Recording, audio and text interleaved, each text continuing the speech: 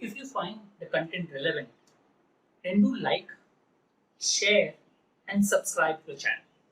Also hit the bell button to get a regular notification. Also do share your experiences and any suggestions that you have in the comment box.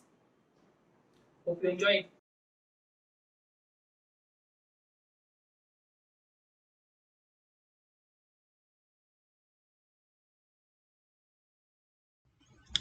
Hi.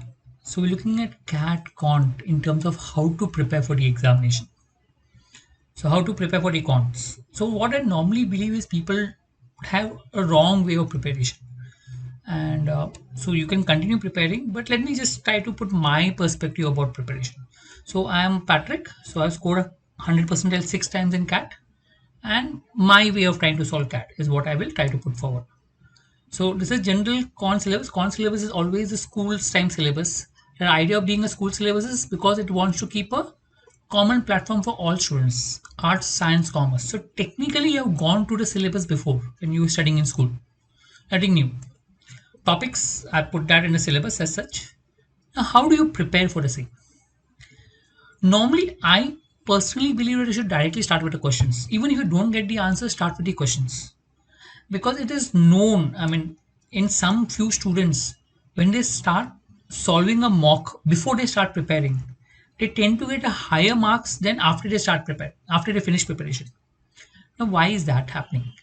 Because when you don't prepare, your mind is free to get new methods and better ways of solving. You know the concepts. It's just free to solve by a better way of solving because you're not burdened with all the formulas and the equation, etc. Tend to try to solve things in a better method. So sometimes because what you've studied before, like profit and loss, average, you know the basic concepts of that. And because of that, you may be able to solve a few questions. So start with a question directly. And it's possible that because you've not gone to the formulas, you may have a better way of solving it. So it technically always says start with a question directly, take a few questions, solve as much as you can. If you can't solve, not getting single answer, fine. If you can get a few answers, great, solve. Take 10 questions, try to solve, no matter how much you get, good. Once you have gone to the questions, then you go to the theory which is there. So you try to solve 10 questions, you might get 2, 3 questions, you might not get the other questions, but at least you've gone to the questions in a free way. And then you go to the theory which is there given the notes and start preparing with the theory. Okay, go to the theory as such, understand what the topic is all about, etc. Normally what happens sometimes in the theory, there is lot given which is beyond what is required. So technically to know what is required is what you have studied in school. Something you've not studied in school normally is not in your syllabus. Okay, so for example, in number system, which is normally the first topic, you have a whole chapter on a whole topic on base systems. Okay, binary, base 5, base 6. Those all don't come in the exam. No point. Then there's a whole topic on remainder theorem. No point, doesn't come. So try to look at theory which you is relevant. No point studying too much of theory which is not required because you will end up wasting a lot of time and you will get demotivated because these are all clearly tougher concepts which you have not gone to before and really difficult to understand. So it doesn't make sense.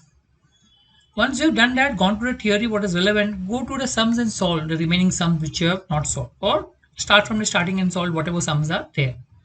Go to the sums. So now you're going to the theory and applying that theory to the sums. Okay, so now what you're doing is you're trying to put the equation and formula you learned in the theory into the sums. Not a very great way, but at least try it out. But once you've solved with a normal method, I always recommend spend 2 minutes on every sum to try to search for alternate method.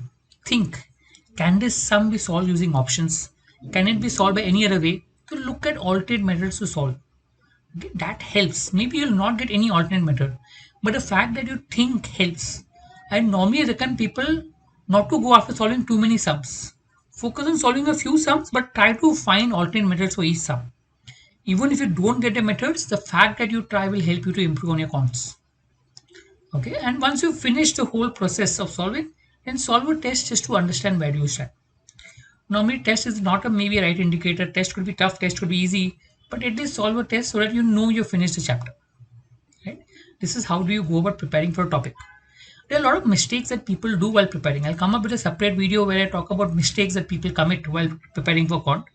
But at least for preparation, you can follow these lines and try to finish the chapter as far as possible. So effective way, according to me, to solve, because in this you automatically get better ways and better methods of solving. Unfortunately, what people do is they do the traditional way, finish the chapter and go ahead, and they don't learn anything as such, because doing traditional ways doesn't actually help you for your examination, right? Hope this helps you. Thank you.